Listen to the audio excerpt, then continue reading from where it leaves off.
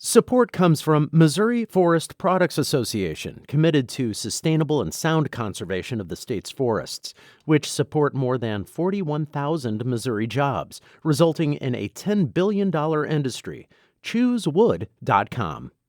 From St. Louis Public Radio. This is St. Louis on the Air.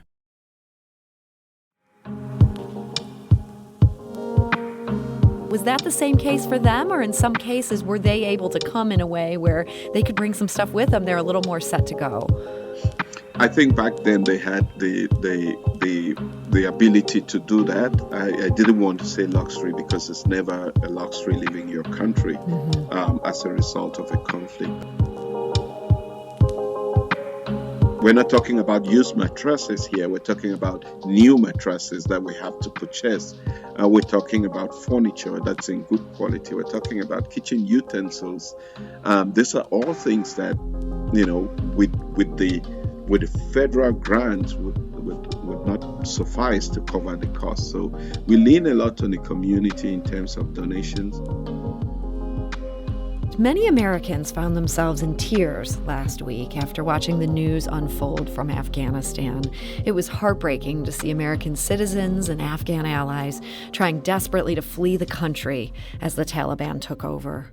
But beyond the heartbreak, some St. Louisans saw opportunity to help, and opportunity to bring new people to this city. The International Institute has taken in 53 Afghan refugees in recent weeks. They expect a whole lot more soon. And joining us today with a frank look at the challenges and the opportunities ahead is Arrey Obenson. He is president and CEO of the International Institute of St. Louis. Arrey, welcome to the show. Thank you very much, Sarah. Thank you for the opportunity to be here. So you've had a number of Afghans arrive in St. Louis in the last few weeks. When did you see that start to sort of begin as a process?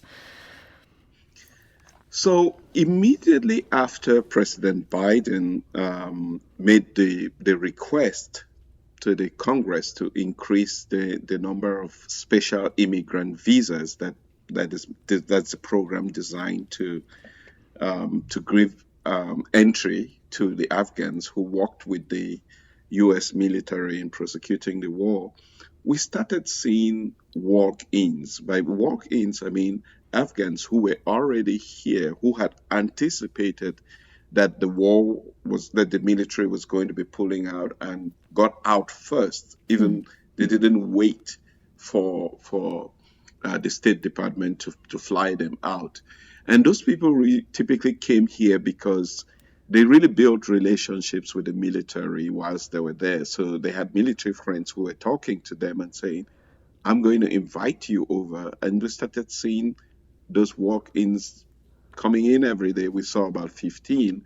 And then, of course, we started seeing the bigger numbers coming as we approached the weekend that everything collapsed, because it took about 8 days within which everybody kind of saw that things were falling apart in Afghanistan. So it's about a month ago that we've seen that significant increase. Okay. So many of the people who are fleeing now, they seem to be fleeing with just the clothes on their back, very minimal possessions. These ones that have now come forward who made their way to St. Louis a little bit before that, was that the same case for them? Or in some cases, were they able to come in a way where they could bring some stuff with them? They're a little more set to go.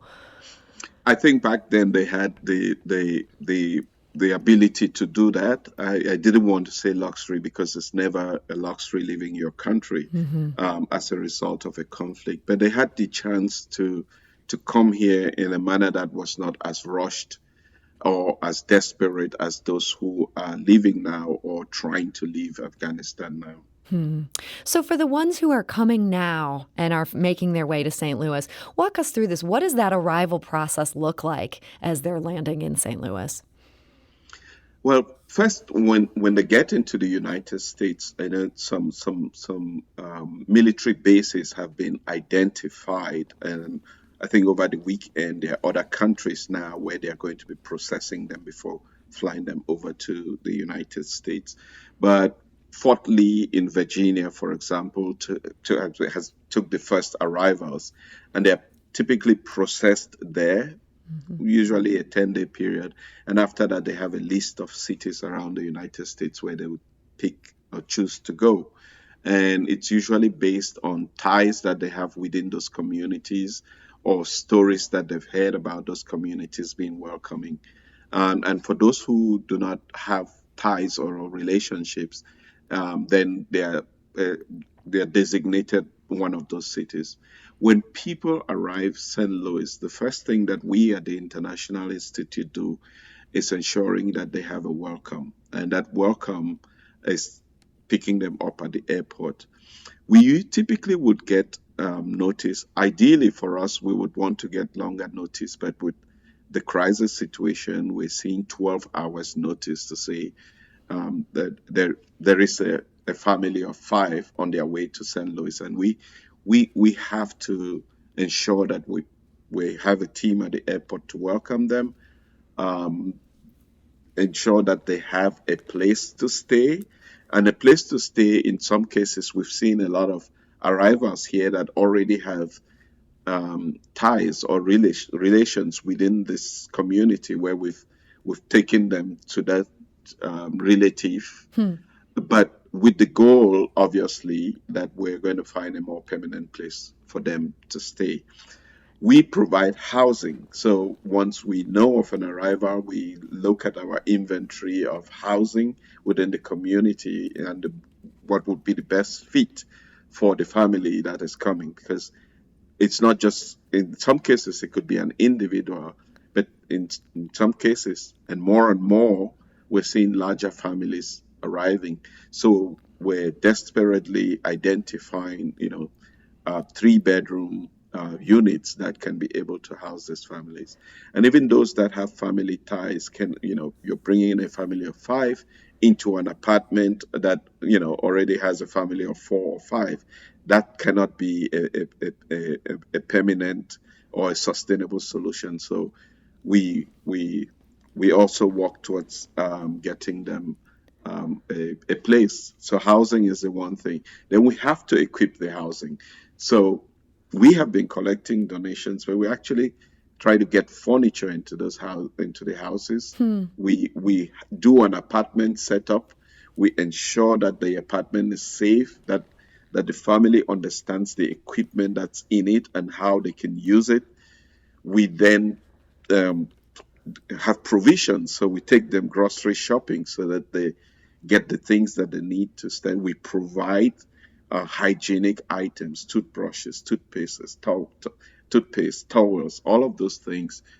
And once they are settled in, the next thing is having an assessment of where they are.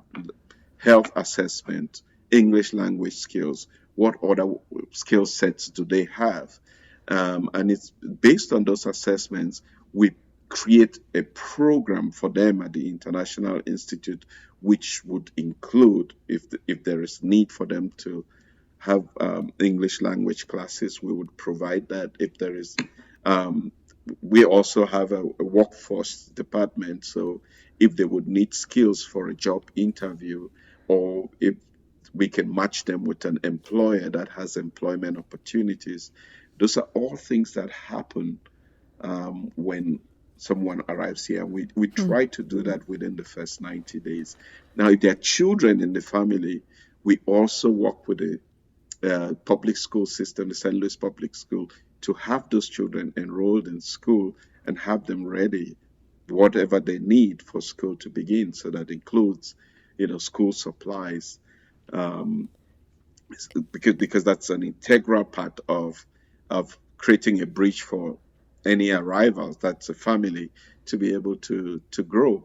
And is the idea that they'd be able to get in school then within the first couple months there? You don't want there to be a long delay. Yes, that's the idea. It's also part of the assessment. We want to make sure that those children are in school within those first 90 days of arrival. Okay, so this is a lot of stuff you're talking about that covers just the gamut of needs here. I know there's a small amount of federal money that comes with each refugee. Does that cover enough to get this all set up for these families that, as you say, in some cases are coming in with nothing? Well, absolutely not. Sarah, we're talking in the circumstances where we know that inflation has come into the mix now, with prices of nearly everything increasing significantly.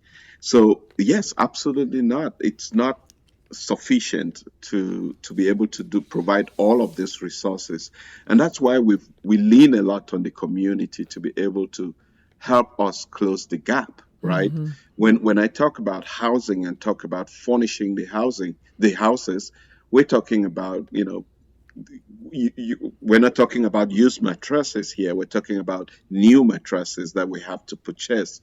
We're talking about furniture that's in good quality. We're talking about kitchen utensils.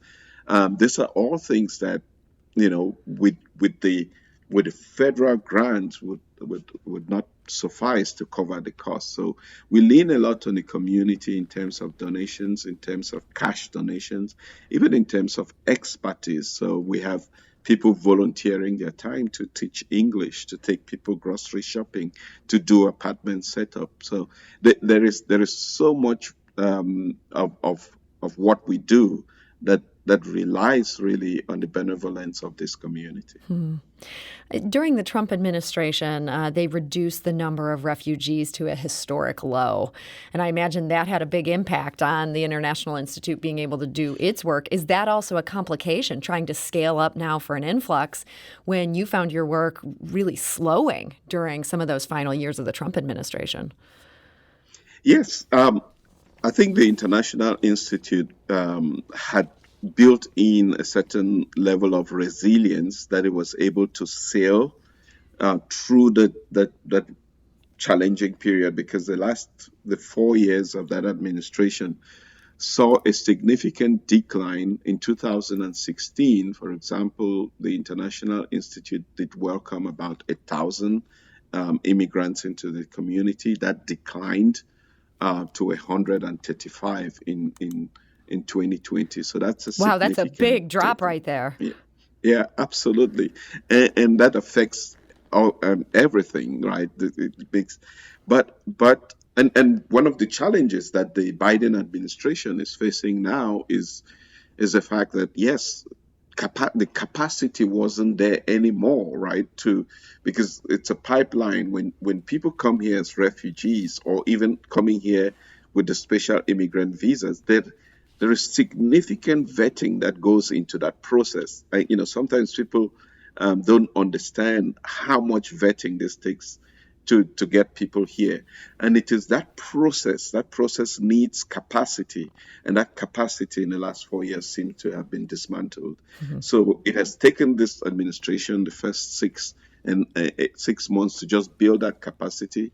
And unfortunately, it's been complicated by the situation in Afghanistan now. Mm-hmm. So yes, the work that we do was greatly hampered by the decline in arrivals. But the International Institute has significant experience that we were able to reinvent the way that the work that we do, and create other new activities and programs that help the Institute to sustain itself during that challenging period. It is said that across the United States, many organizations had to close their doors as a result of that drought in arrival.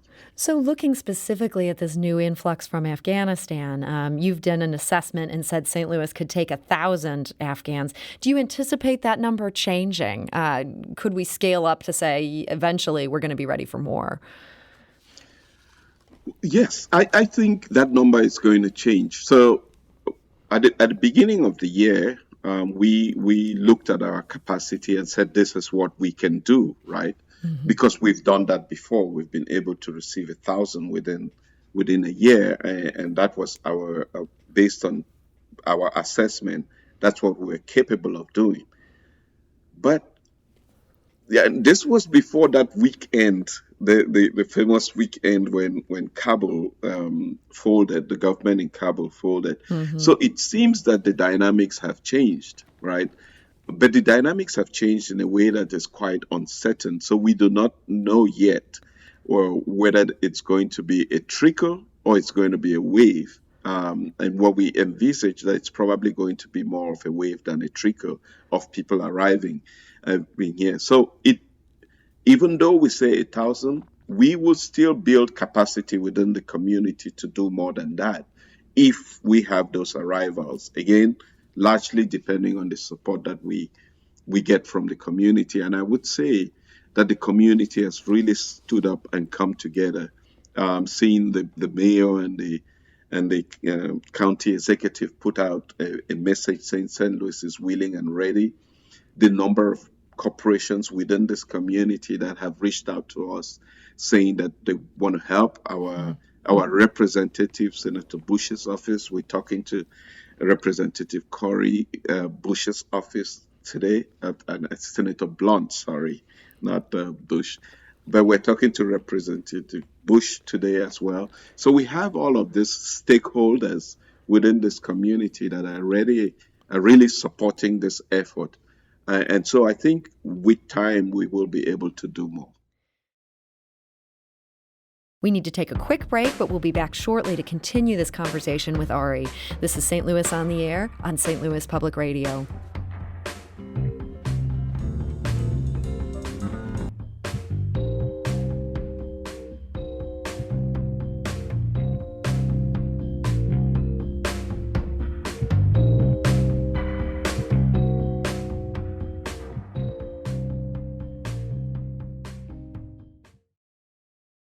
Support comes from the Missouri Forest Products Association, providing more than 41,000 jobs in the production of wood pallets, railroad ties, white oak barrels, hardwood floors, and more.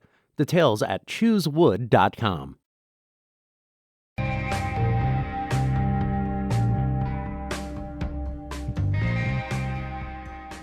Welcome back.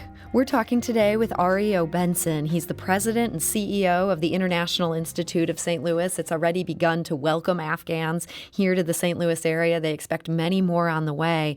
Interesting statistic, Arrey.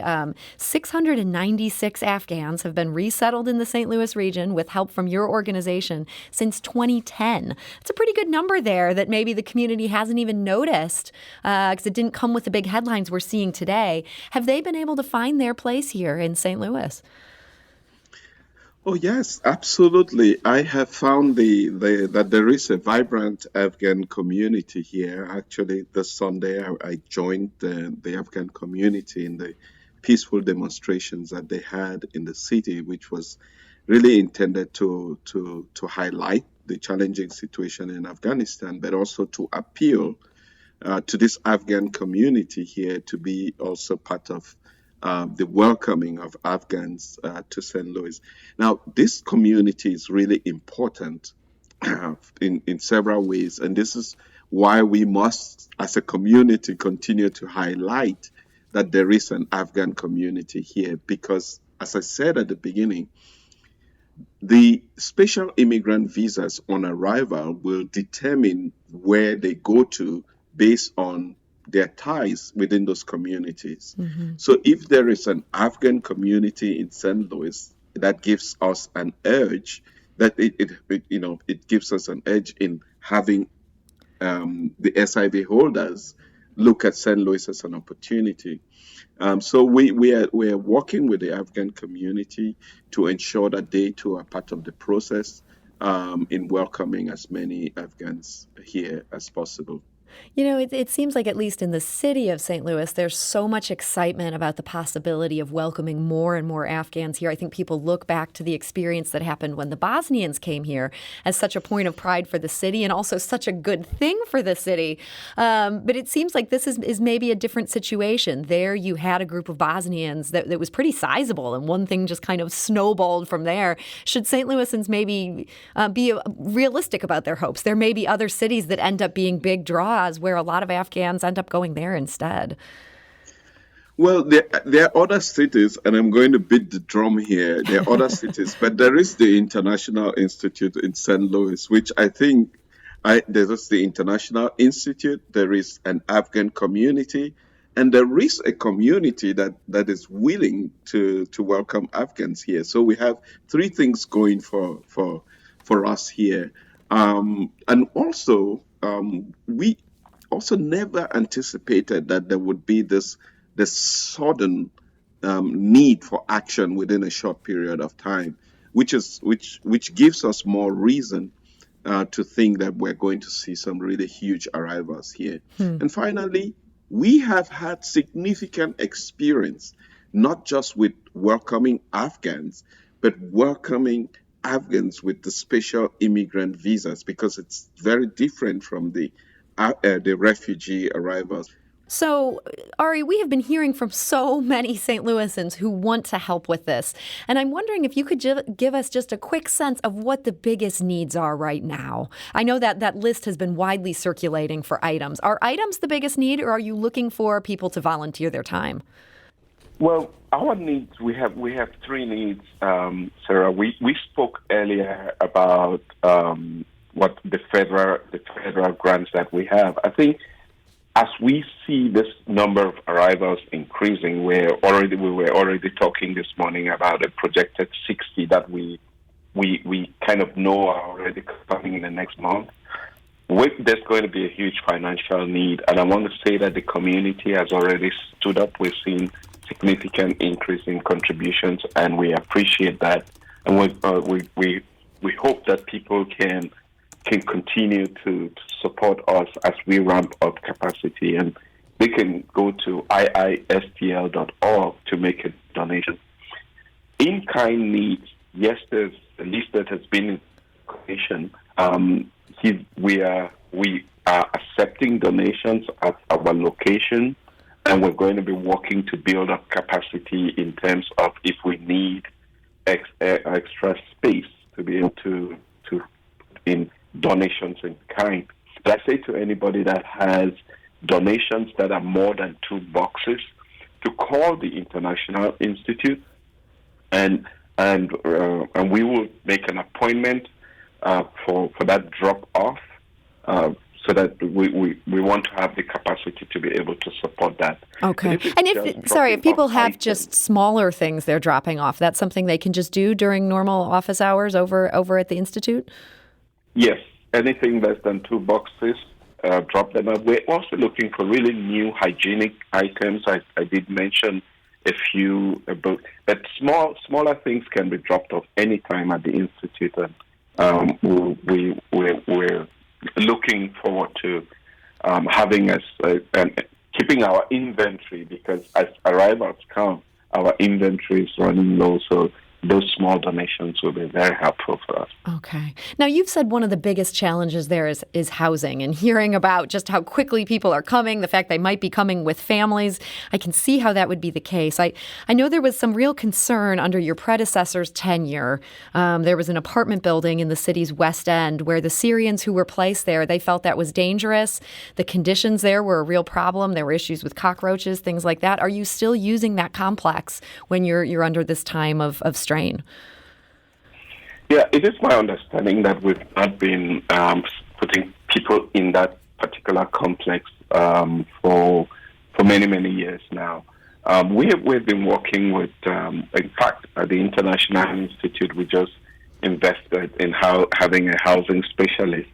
And much more than just housing is a quality, affordable housing, right? Because the newer houses are more expensive and affordability becomes a problem. So we are striking a balance between affordability and quality.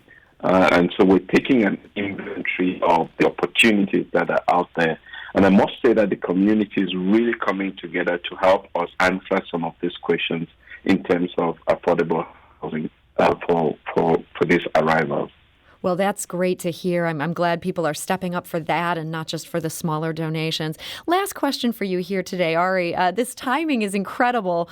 You've been on the job as president and CEO just under 7 months. Having all this happening right now, just in the first year of your tenure, what does that feel like for you? So I'm going to put a very positive spin on this because, I wouldn't have asked for a better time or better way to be brought up to speed in terms of what this job entails. Right? When I started 6 months ago, it was basically taking the first year to understand and develop strategy of what I would like to see. But having this opportunity to be part of this process actually helps me, one, understand what the full cycle of arrival and working with to provide the necessary resources to ensure that the people who come here feel safe and included has been a blessing in disguise, so to speak. That's how I see it, and it's given me the opportunity as well to really understand resettlement and then understand the community, the stakeholders, the players, and engage with the community in ways that I wouldn't have if we didn't have a situation like this.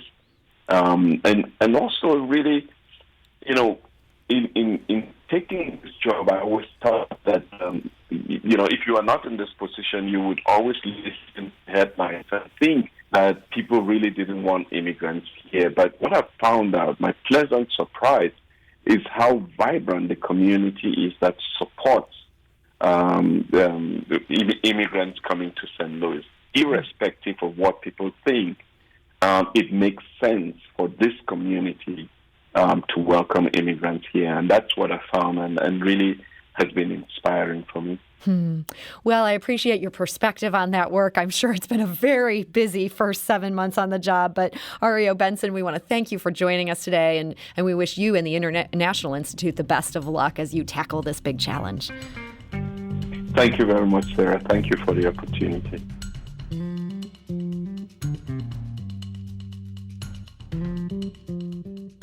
St. Louis on the Air is a production of St. Louis Public Radio.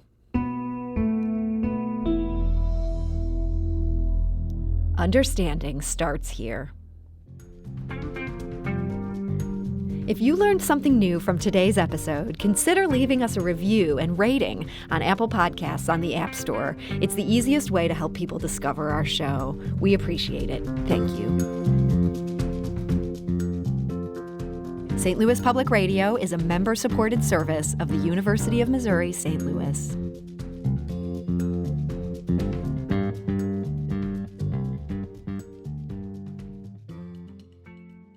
Support comes from Missouri Forest Products Association, committed to sustainable and sound conservation of the state's forests, which support more than 41,000 Missouri jobs, resulting in a $10 billion industry.